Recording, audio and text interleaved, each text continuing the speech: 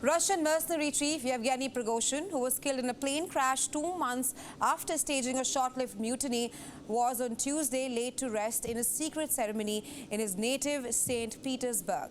Russian President Vladimir Putin was obviously not an attendee in the funeral, and the West says that maybe the Wagner chief was living on borrowed time. But the question is, what does the death mean for Putin and the ongoing Ukraine-Russia war? To answer all of this, we have with us Ben Aris, founder and editor-in-chief of BNE IntelliNews, and also a former Moscow bureau chief for the Daily Telegraph. Mr. Aris has been covering Russia since 1993. Thank you so much for joining us on Beyond, Mr. Aris. Pleasure to be here. Right. Now, Mr. Aris, a farewell, like I said, service has been held for the Wagner chief Prigozhin. Rather somber funeral. But talk to us about the timing of Prigozhin's death. Do you think he was living on borrowed time after his failed mutiny? Certainly that's a popular theory, in so much as when he rebelled, when he had this armed mutiny at the end of June, and took Rostov, a major Russian city down on the southern border, just across from Ukraine. Everybody from day one, from the first hour, said that this is going to end badly for him, that he's probably going to be killed in some way. And then, of course, there was a deal brokered by Lukashenko, the Belarus president, and then miraculously he was allowed to leave to Minsk. He'd escaped without any really serious repercussions. And moreover, then he met with Putin on the 29th, I think it was, about a week later. And then also he appeared during July at the Russia-Africa summit, talking to various African heads. So it seemed to begin with that he escaped, but I mean, the current thinking now is that he was living on borrowed time, but he had a few useful things to do, because of course Wagner was fighting in Ukraine, Bakhmut in particular, where it actually recaptured the town for the Russians. But Wagner has a very big presence in Africa, and this African summit in July brought 49 leaders from Africa. It was very important for the Kremlin. So it seems that, you know, and Wagner and Prigozhin in particular has good relations with a lot of those African leaders. So it seemed like there was some work for him to do, some tidying up.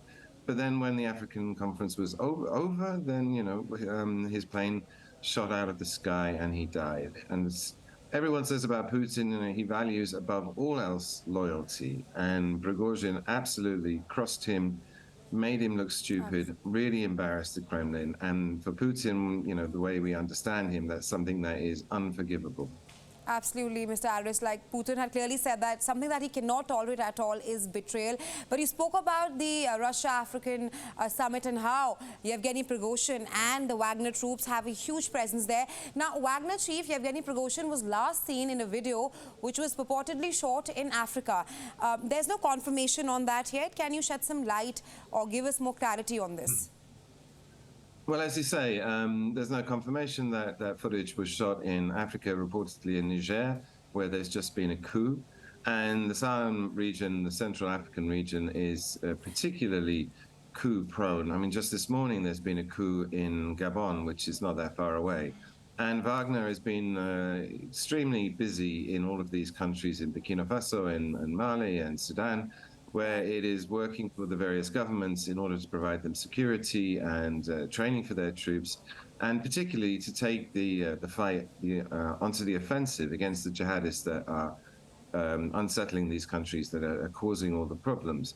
And although the military junta that's now running Niger hasn't done a deal with Wagner, there's been reports that they're definitely in talks, and that the Nigerian regime, the junta now, it does need military support because it's abandoned France, its traditional ally, and so it's looking for new friends. And again, it has a very nasty jihadist insurrection in this country, and it needs to defeat that. And Wagner are the people to go to, because Russia and Wagner are pretty much the only ones who are actually providing not just arms, but actual men, troops, offensive forces. There is a French contingent, about 2,000 peacekeepers there, but their mandate is just to keep peace, not to attack. And this is why Wagner is so attractive to all these African leaders, because it attacks, and you can use his forces and the training that they provide to defeat the jihadists, whereas the West is just preventing them from killing civilians. It's a different ballgame. Right, Mr. Aris, you've also been covering Russia since 1993. Talk to us if Prigozhin's death is a way of sending out a message that you don't cross lines with Putin. Well, I mean, of course, the Kremlin have denied they have any involvement, and we're now in the midst of huge conspiracy theories. But I mean, given the Kremlin's track record of poisoning people and all the people that fall out of windows, then it does very much look like that. But even if the Kremlin wasn't behind this, the message that everyone's going to take is that you do not cross Putin because your life is in danger if you do that. So, I mean, that just underscores his hold on power. That underscores the authority that he has, which is now backed by the threat of death, assassination, if you cross him. And so I don't think he can complain about that. He's not particularly interested in having a democratic liberal image. He wants to be seen as a strong man. Right. He wants to be seen as someone who's in charge, and that if you cross him, then he'll take action. And that kind of thinking, unfortunately, will appeal to quite a lot of Russians, because that's the kind of thing they want. They admire what they call the mujik, the strong man, and they want someone to lead the country with a firm hand. And Putin certainly looks like that now. Right, Putin, just to add to what you're saying, that Putin clearly said that Prigozhin is a good businessman, but he made some mistakes. But can you also shed some light on the impact of Prigozhin's death in the ongoing Russia-Ukraine war? What kind of turn will it take now after Prigozhin's death? Indeed. Well, I mean, Wagner were playing an important role in the Ukrainian war in so much as the fighting, the epicenter of the fighting for 8 months was around Bakhmut. Right. And the Kremlin has actually, since the debacle of September, when the Ukrainians launched a highly successful counteroffensive in Kharkiv and Kherson and took those regions back, the Kremlin went on the defensive and has been very reluctant to commit conscripts and freshly recruited soldiers to the fight and incur lots of casualties.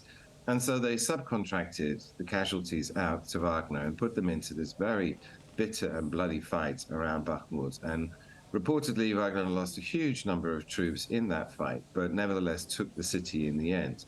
However, that was the point when there was a split between the Kremlin and Wagner.